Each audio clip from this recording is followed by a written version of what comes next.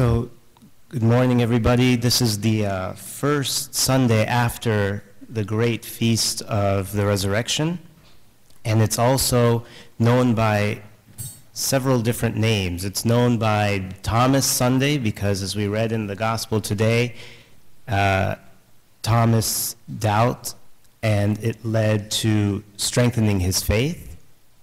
It's also known as the New Sunday because it is the first time that Jesus has his resurrected appearance. It's a new appearance with the wounds still there, but it's a new resurrected appearance. So the church calls it a New Sunday.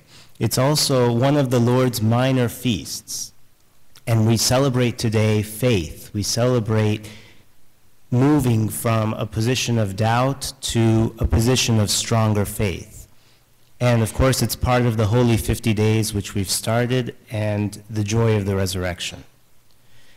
So today I wanted to focus primarily on Thomas so that we can learn something from Thomas and what happened. Thomas is a loyal disciple of Jesus.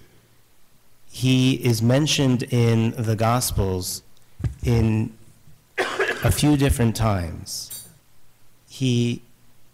He's one of the disciples that were very curious, and he asked a lot of questions. And he asked in the spirit of wanting to learn more and understand, not in the spirit of questioning, but he wanted to learn and understand from the Lord.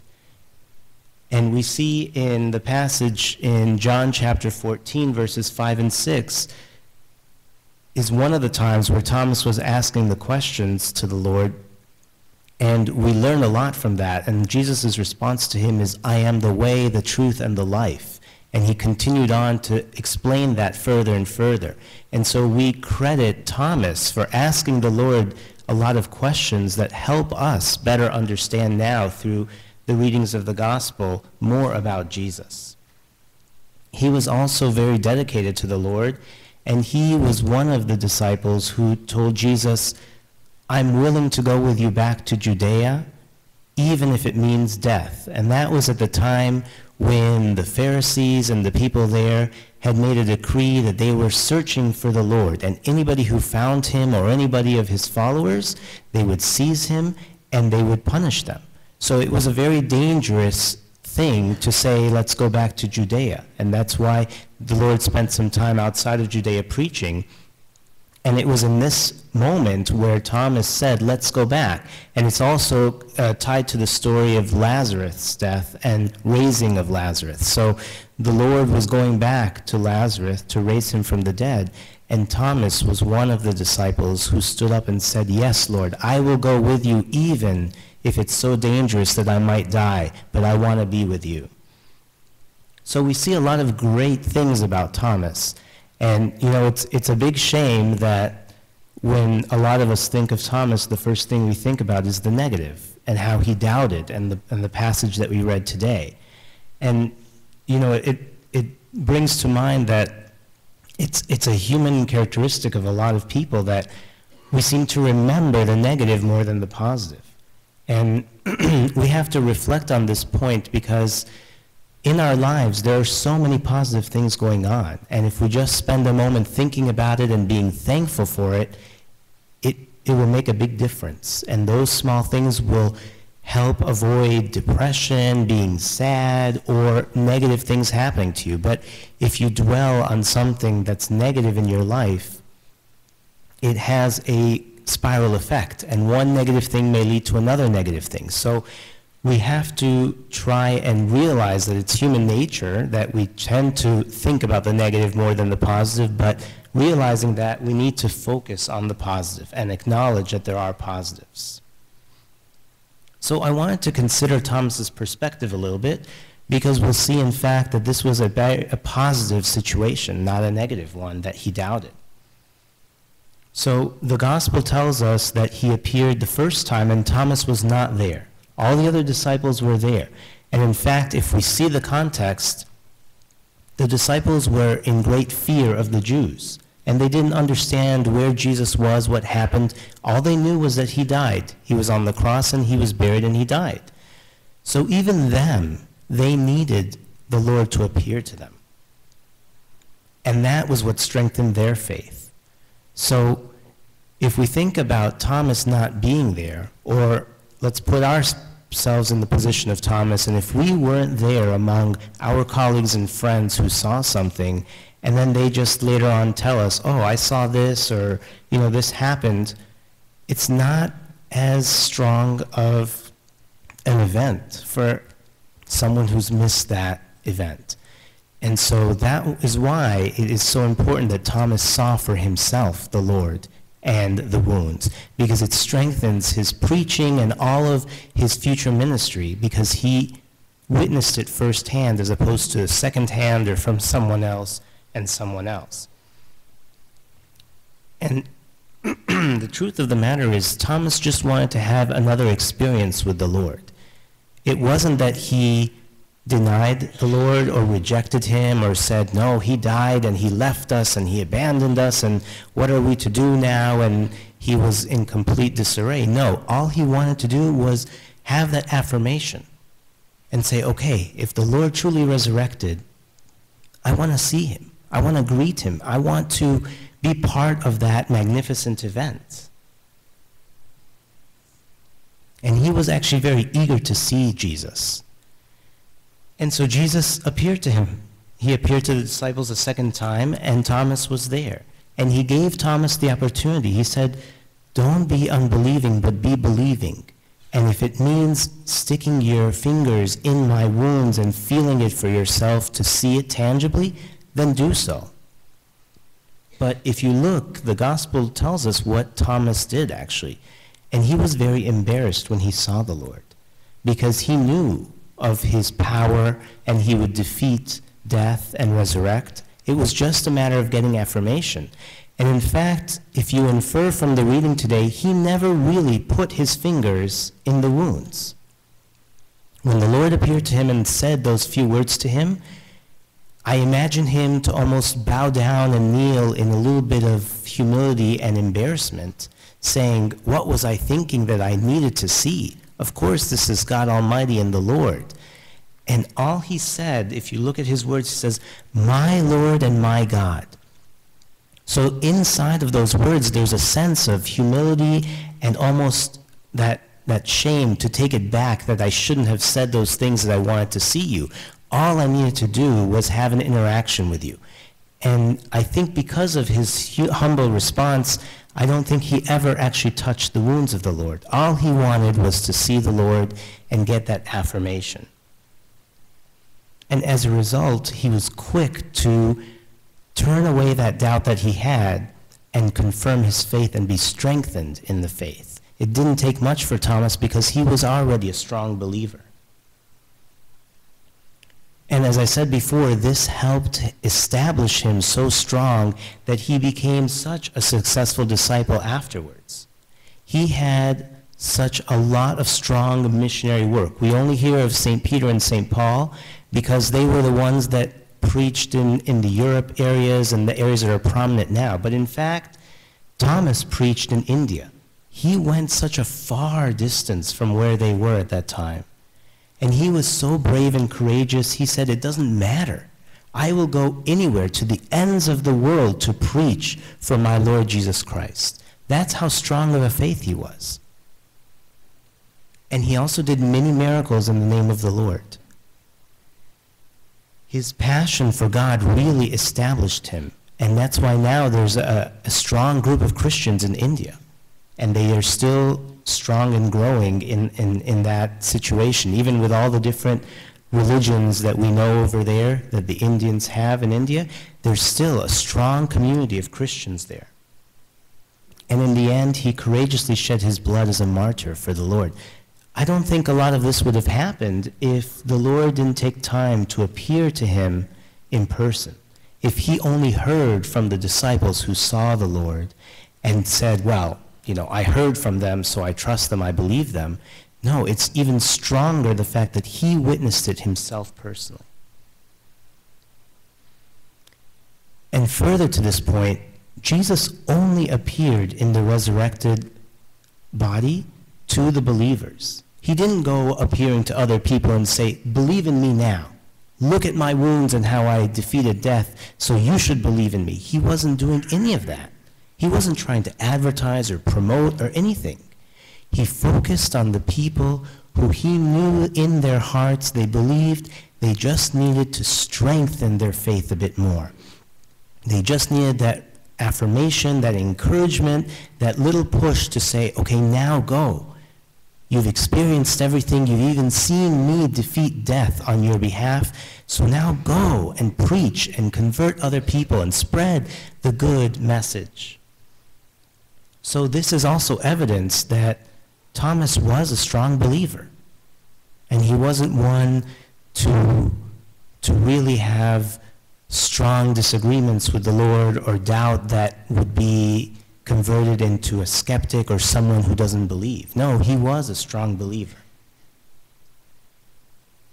And we see a very nice verse in 1 Peter 1:8 that says, now you do not see him, yet believing you rejoice with joy inexpressible and full of glory. And I think this describes the emotions that they were experiencing at the time. They were afraid. They were locking the doors in the upper room because of what happened and the confusion, and they didn't know what was going on. And the Jews were, really against them. And it just took the Lord to appear and reveal his wounds to them. And they had this joy in them that's so unexplainable. And that fear completely was erased. And they were full of glory and strength, and the power of the resurrection was in their life, that they were able to go and preach the word of the Lord. So it is important that we first believe and establish our faith strong, so that when we have the opportunity to see God, we are confirmed in our faith, and it's just a validation of our faith. Because if we wait to see the Lord before we say, okay, I will have faith, or I will believe only when I see the Lord, it's not going to be the same.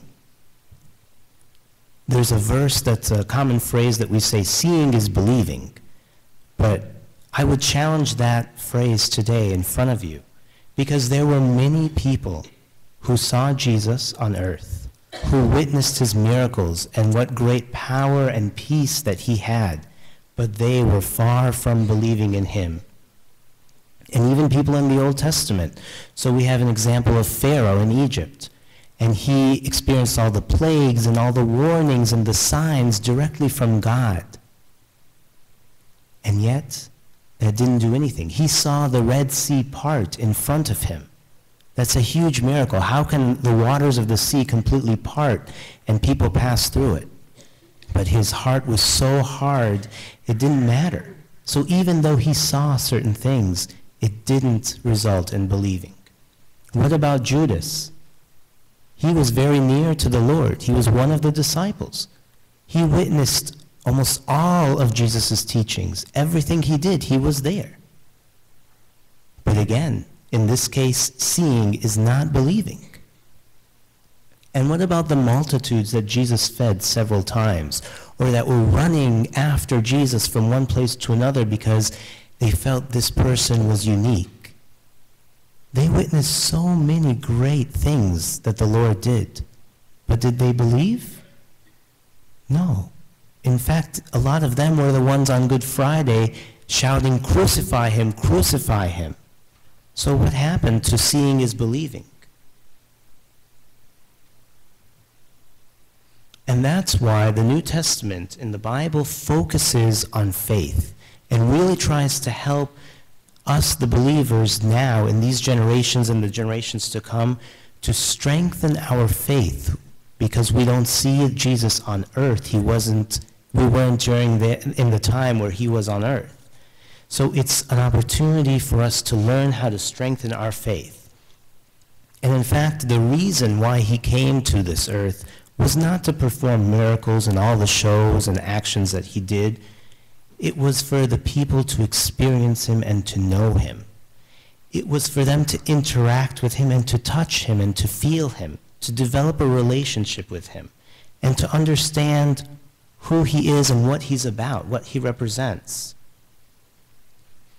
And that's why, if we build a strong faith and focus on the lessons we learn from the New Testament, it will help us be better prepared for heaven, to see the Lord in heaven.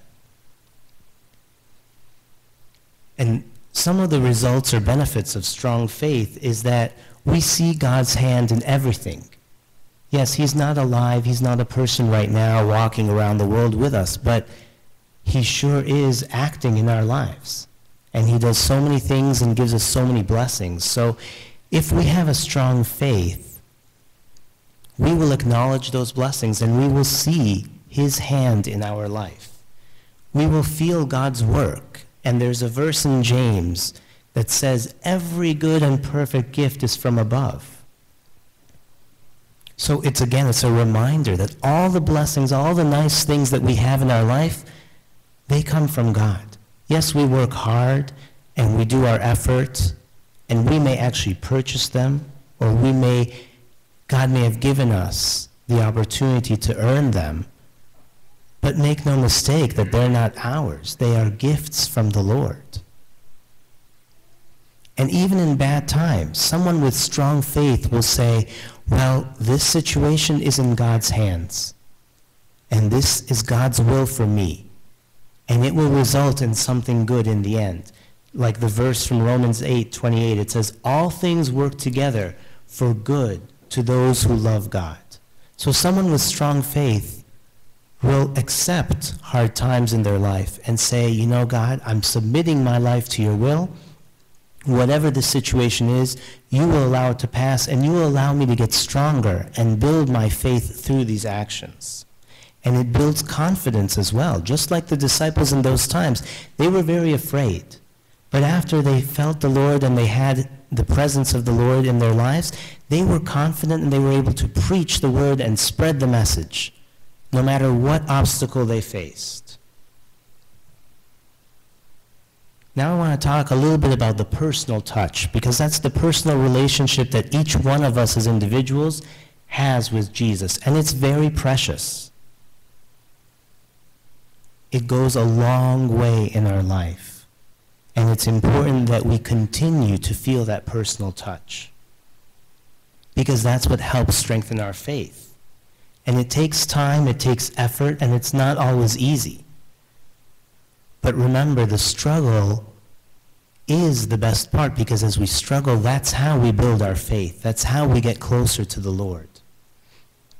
And that's what the disciples did, and that's how they achieved that point where they were willing to give their life and die for the Lord, because nothing would stop them.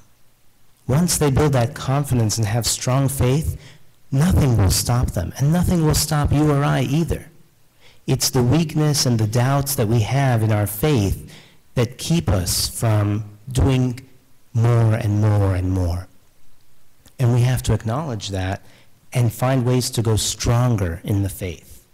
And if we think of those non-believers who don't have any relationship with the Lord, some of them are waiting for a miracle, and they'll say, well, if God wants me to believe in him, he should do so-and-so in my life, or he should show me a sign. And other people just consider God as, it's an idea, it's a philosophy, it's more something that they think about in their minds, it's theoretical. It's not really an emotional thing, a spiritual thing where they use their heart to relate to the Lord. And oftentimes, God is working in a lot of these people's lives. They just overlook it, or they ignore it, or they consider it to be themselves. It's their actions because of their pride, and they don't give God acknowledgement. And this is another important point I think we need to reflect on. Are we waiting for a big miracle in our life to change us and say, okay, yes, God, I will believe in you if you do so-and-so for me? We have to be careful about this. This is not strong faith at all. This is actually similar to the non-believers. And that's not the doubt we're talking about in Thomas. So some practical applications on how we can actually feel that personal touch and be touched by Jesus through the prayers and the readings of the Bible. We need to feel Jesus during the liturgy. It is his body and his blood that's being offered to us every Sunday, every liturgy on the altar. And we need to realize that and not just go through the motions and the prayers and what comes next. We need to be in tune to what is being said in the hymns and what the prayers of the priests are and what is going on in the altar in front of us. We need to focus. Don't be worried about what's going on to the left or to the right or to this person coming or leaving. We need to feel the Lord. He is present with us in the church, and he's offering his body and his blood for us to take as part of communion. And when we're in line for communion, let's not be distracted or use that as social time. We need to prepare ourselves as we walk and approach Abuna, giving us the body and the blood, so that we truly can feel the Lord in our hearts and welcoming him and say, Lord, come into our hearts and clean my life and help me to strengthen that faith. And you know, even Jesus is in the small things, in the daily things. And if we stop and be thankful for the things that happen to us in our daily lives, just the small things, we will be reminded of the blessings of the Lord. It doesn't need a big miracle or something huge to happen. Even the small things in our lives, they're blessings from the Lord. I wanted to also clarify a point about doubt. The doubt is not necessarily always bad. It's part of our human nature. We tend to ask questions, we're curious, we're inquisitive, and doubt can arise from that. And it's not wrong to ask questions, but just be mindful how you're asking the question, in what spirit. Are you asking as a challenge? How could this be? It's not possible. I don't believe it. Or are you asking out of curiosity and interest to learn more, to get closer to the Lord, so that when the answer comes to you, you're willing to receive it and accept it? There is a difference. The first one is someone who's a skeptic, who's a non-believer, who's always challenging and saying, no, this cannot be. Prove it to me. I don't understand. No way. It's not possible. And that's not the doubt that's healthy or pleasing to the Lord. But the last doubt, where it's helped me understand so I can get stronger in the faith, and help me understand so it's clearer for me, so my belief is stronger and I can help explain it to other people and win other people to the Lord. That is the doubt that's the positive doubt, that's the encouraging doubt, and the one doubt that the Lord will accept and help you with. So as we're in the Holy 50 Days, we are focusing on learning more about Jesus and about his characteristics. And the church in its wisdom provides the next Gospels of the next 7 weeks to focus on different characteristics of the Lord. We will hear about the bread of life and the water and the light and the way and the truth. And all of these things are for us to strengthen us in the faith and realize different aspects of the Lord that will help us in our belief.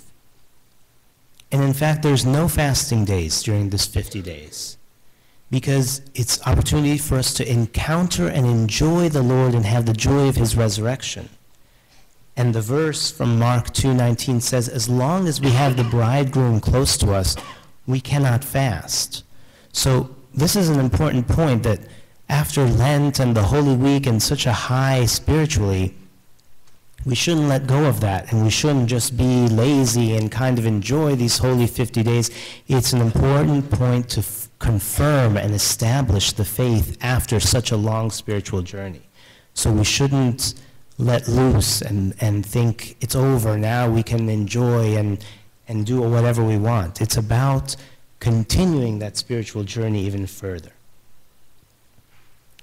And there's a lot more to say about the faith, but there's not enough time today to discuss it.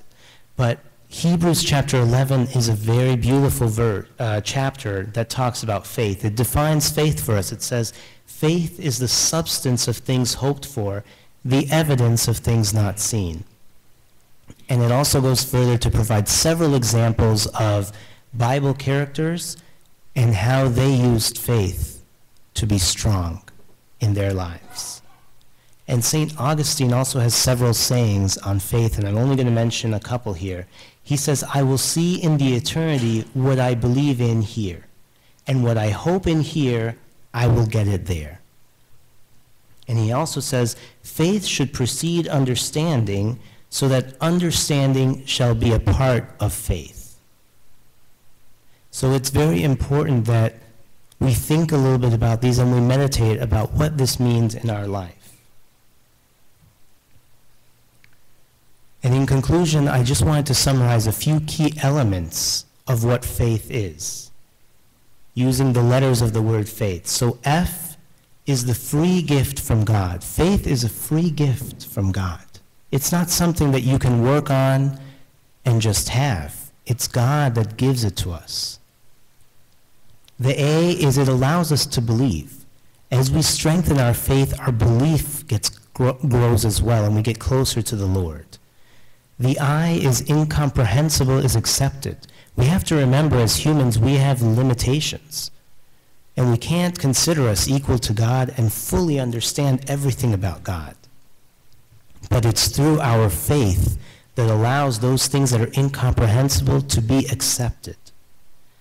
The T is to turn away the doubts and use the example that we heard and learned about Thomas today, of what is the positive doubt and the way to approach doubt so that it can be turned away and converted into stronger faith.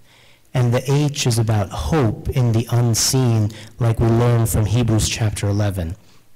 We need to focus on our faith and use it as hope, as a positive thing to strengthen us in our lives.